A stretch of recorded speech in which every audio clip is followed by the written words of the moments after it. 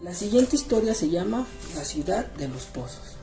Había una vez una ciudad en la que no habitan personas como sucedía en el resto de ciudades de este planeta. Esta ciudad en concreto estaba habitada por pozos. Sí, por pozos vivientes, aunque suene raro, pero pozos al fin y al cabo. Además de que por el lugar en el que estaban excavados, los pozos se diferenciaban unos de otros por su brocal, que es la abertura que los conectaba con el exterior. Por lo tanto, en la ciudad se podían admirar brocales de mármol y metales preciosos, cuyos dueños eran pozos pudientes y con gusto por la ostentación, pozos humildes de ladrillo y madera, y otros más pobres que solo eran agujeros que se abrían en la tierra. Los pozos habitantes de esta ciudad se comunicaban de brocal a brocal y las noticias se extendían rápidamente de una punta a la otra. Un día la noticia fue la llegada a la ciudad de los pozos de una nueva moda. A buen seguro que esta moda tenía su origen en cualquiera de los pueblos humanos de los alrededores. Esta nueva tendencia decía que cualquier ser vivo que se precie debería cuidar con mucho más mínimo su interior que su exterior, o dicho de otra forma, que importa más el contenido que lo superficial. Siguiendo esta nueva moda, los pozos de la ciudad empezaron a llenarse de cosas. Algunos se llevaban de monedas de oro y piedras preciosas. Los más prácticos se llenaron de electrodomésticos y aparatos mecánicos. Otros preferían el arte y se llenaban de pinturas y esculturas sofisticadas.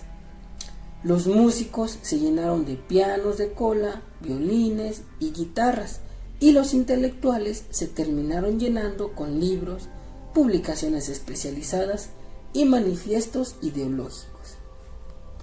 Con el paso del tiempo, la mayoría de los pozos se había llenado hasta el punto de que ya no les cabía absolutamente nada más. Como pasa con los humanos, los pozos eran todos iguales, por lo que, si bien algunos se conformaron, otros muchos empezaron a pensar que debían hacer algo para poder seguir metiendo cosas en su interior.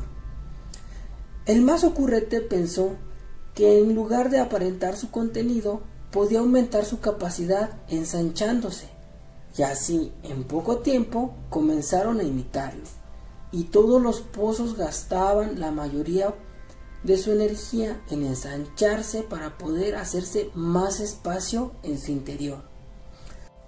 Había un pozo, pequeño, discreto y alejado del centro de la ciudad, que observaba a sus compañeros ensanchándose sin medida, y pensó que si continuaban así, en breve se confundirían sus bordes y cada uno de ellos perdería su identidad.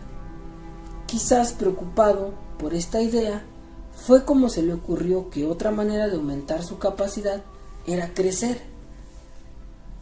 Sí, pero no a lo ancho, sino hacia lo profundo. Pensó que mejor hacerse más hondo en lugar de más ancho. No tardó en darse cuenta que todo lo que tenía en su interior le imposibilitaba su tarea de profundizar.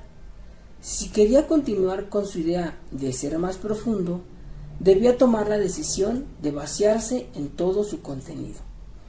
Al principio tuvo miedo al vacío, pero luego, poco a poco, cuando vio que no existía otra opción, lo hizo, y totalmente vacío de sus posesiones, el pequeño pozo empezó a volverse profundo, mientras los demás pozos se adueñaban de los objetos de los que él se había deshecho. Un día, sin esperarlo, como sucede con estas cosas, se llevó una gran sorpresa. Adentro, y muy en el fondo, encontró agua. Nunca antes otro pozo había encontrado agua. Necesitó unos días para superar la sorpresa, y cuando lo hizo empezó a jugar con el agua del fondo, humedeciendo las paredes, salpicando los bordes y por último sacando agua hacia afuera. La ciudad de los pozos nunca había sido regada más que por la lluvia, que era bastante escasa. Así que la tierra de alrededor del pozo se revitalizó con el agua recibida y empezó a despertar. Las semillas que la tierra tenía en sus entrañas brotaron en un verde pasto, en tréboles, en flores y en tronquitos endebles que no tardaron en convertirse en árboles. Y así la vida explotó en 1000 colores, adornando el alejado pozo al que empezaron a llamar el vergel. Los demás pozos le preguntaban cómo había conseguido el milagro. No es un milagro, contestaba el vergel, solo hay que buscar en el interior, hacia lo más profundo. Muchos quisieron seguir su ejemplo, pero fueron perdiendo la idea cuando se dieron cuenta de que para ir hacia lo más profundo, primero debían vaciarse, y siguieron haciéndose cada vez más anchos para llenarse de más y más cosas, hasta que, en la otra punta de la ciudad, otro pozo tomó la decisión de aceptar el riesgo al vacío y empezó a profundizar, y también llegó al agua y también salpicó hacia afuera, creando un segundo oasis verde. ¿Qué harás cuando se termine el agua?, le preguntaba. No lo sé, contestaba, pero ahora, cuanta más agua saco, más agua hay en la ciudad de los pozos. Todavía pasaron algunos meses antes de que llegara el gran descubrimiento. Un día, sin esperarlo, como sucede en estas cosas, los dos pozos se dieron cuenta de que el agua que había encontrado en el fondo de sí mismo era la misma, que el mismo río subterráneo que pasaba por lo más profundo de uno también inundaba la profundidad del otro.